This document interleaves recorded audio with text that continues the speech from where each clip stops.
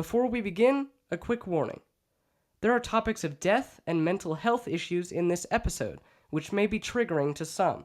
Listener discretion is advised. Enjoy the show. From Wiley Productions, the Rigby Theater Company, and Theatre Arts Tucson. I went to my river, but my river was dry. The dust rose up to a darkened sky. Tell me, where is hope? Where do the waters run clear? This is a reading of Spiral I do not know by Isis Rivenbark. my way from here. Tomorrow, when I wake up, today will be yesterday. Tomorrow never has the same relationship to today and yesterday. You see, yesterday, when I woke up, tomorrow was today. I'm a pseudo-intellectual. This doesn't even mean anything. What's even the point of speaking anymore? Words don't mean anything. And they never did. They came from nothing. From Bow Wow, From cuckoo, Or was it from oh? from Ding Dong. ding dong, clink clock, shatter clatter, Bada bing bing bong, bong, break! Maybe it was hee-ho, hee-ho. Da da da da da da da da da da da. The random noise theory is my favorite. No, that's not true. I don't like it. Yo, hee-ho. Yo hee ho. The moral of the story is that there's no story at all. No. I said that wrong. Just proves my point. There's no comprehensive, good and right way to tell a story. Just the way it's told. And the way I tell it Is by telling it.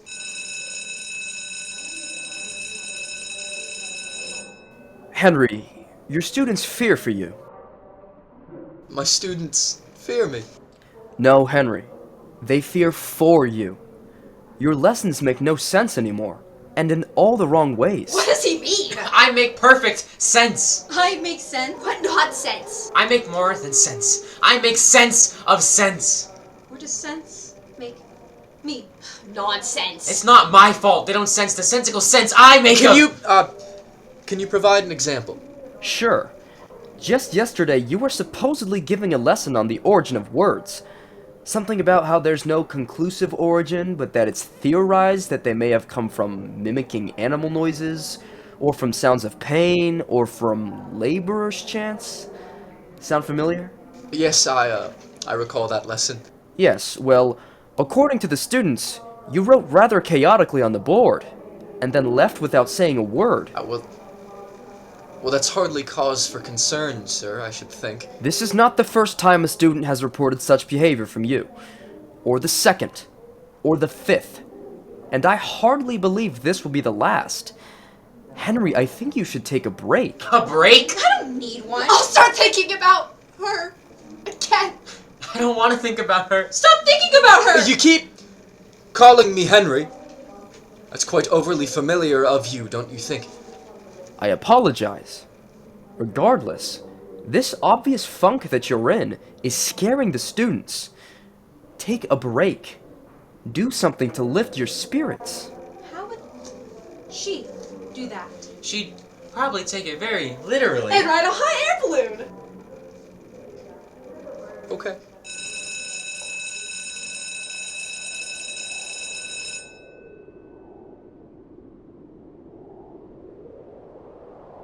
It's certainly stuffy up here. Hell of a view, though. I think you'd have loved it. You know, you see everything from under. Under roofs and people, a lot of people. And everything seems so big from that angle. Impossibly big in a million wonderful shapes and colors. God, it's overwhelming! You spend your whole life from that angle. I mean, I think everyone loses it a little. From up here, though, it's not bad. I understand why you told me it'd be good for me.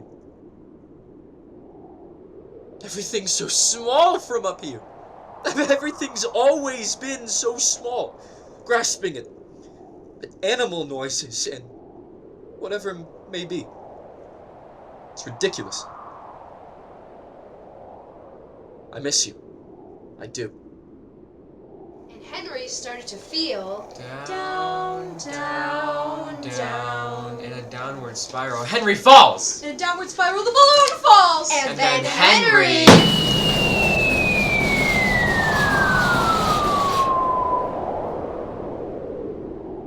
Then he stops. He glares at the opalescent sheen where oil meets water. There's pollution. Even here. He thinks perhaps that it follows him as he wanders the earth. It collects inside that unfashionable locket he always wears, and then slips out when he isn't looking, To taunt him. to remind him of what he is. As if it thinks he could somehow be unaware of the walking infection that he is, killing every organism he comes into contact with. What do you mean? You're speaking nonsense! What do you mean? Of course I make sense! I'm the most sensible person there's ever been. I make most sense and most turns on And phrase. people make sense of those nonsense things every day! A turn of phrase. An idiom! A saying. Something people say that means something different. No one remembers where it comes from, but everyone knows what it A means. turn of phrase. That one's an idiom itself. I think it's really interesting how we make words and phrases their own definition. A turn of phrase. It's a veritable Ouroboros, don't you think? A turn of phrase. Is an idiom, and an idiom A is turn of phrase. Eating its own tail. Oh, see, that was a pun. eating its own tail. Because it is like Ouroboros. He ate his own tail. But tail sounds like... Tail, as in the story. There's no comprehensive and good and right way to tell a story. Just the way it's told And the way I tell is it, by telling it. phrases. How do they turn? By changing pace, different and exciting and new, and not how they were before. That doesn't mean anything! You're speaking nonsense! What do you mean, change of pace? That's got nothing to do with this!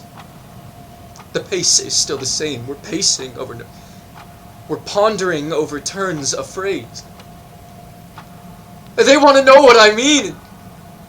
What I mean is the... The pace has changed. Not as quick to the draw anymore, are you, Henry? Not nearly as quick-witted. How come you can speak in doublespeak? Aren't you the same as I am? You are my thoughts, aren't you? You're not the only one who's changed pace. Selfish, Foolish. Self-centered. full-centered. Foolhardy man. Self-hardy. We Changed. Too. Oh. Okay. Where am I, anyways? I see. On my own. That's what you are, silly. Not where you are. Oh, okay. Where am I anyway? On your own. In a place without a real name. Not that it hasn't been named, just that it hasn't been named by someone who's made it back. And not that it hasn't been named by people who have been here. Or been outside of here. Just that those who name it never go back from here. Even the ones who name it from the outside. They end up here too. And then they leave. But they never go back. It's where people go when they think too hard. I think I think You said I can leave! How do I leave? you can't go back. But how do I leave?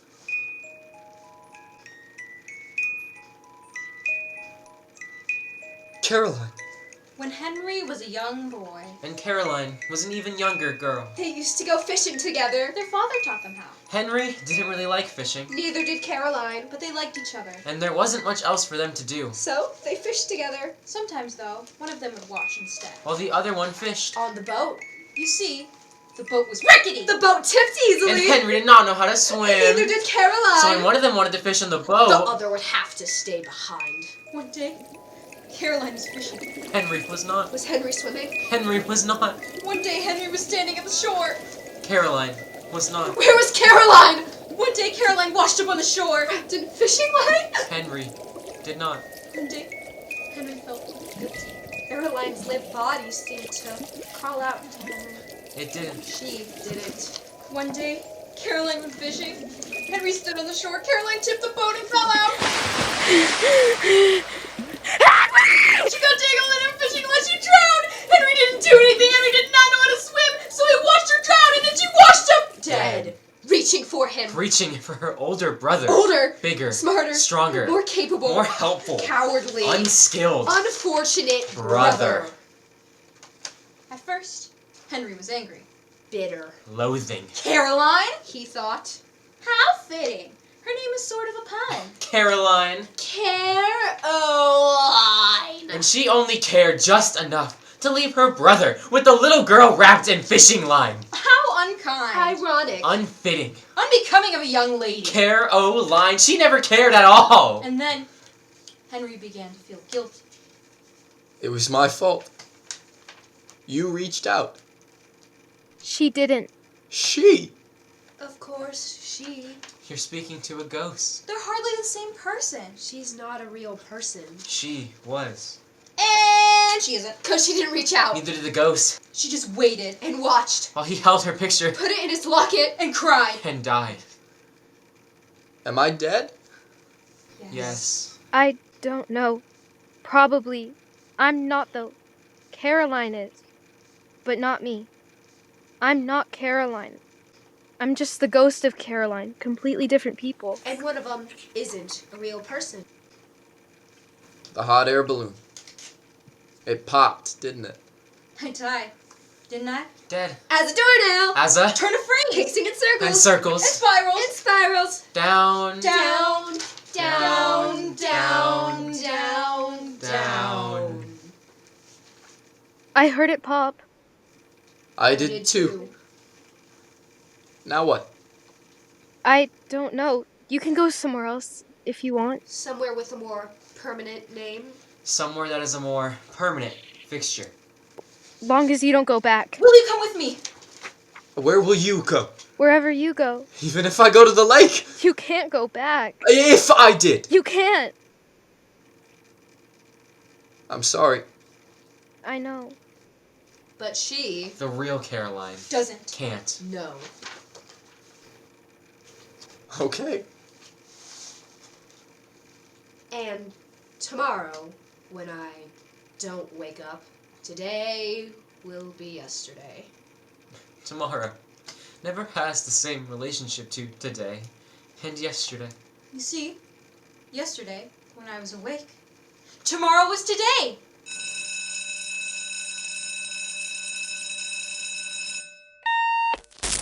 Hello, staff and student body. Though, hello might be a terrible word to use here. Overly familiar, as he would say. And by he, of course, I mean the man we are gathered here to commemorate. For those of you unfamiliar with the staff of the philosophy wing, Professor Henry took part in a tragic hot air balloon accident. Doctors are certain he will never wake up again. He was found clutching a locket containing a picture of his sister, with whom he will be buried near. We wish them well in their travels through the great beyond.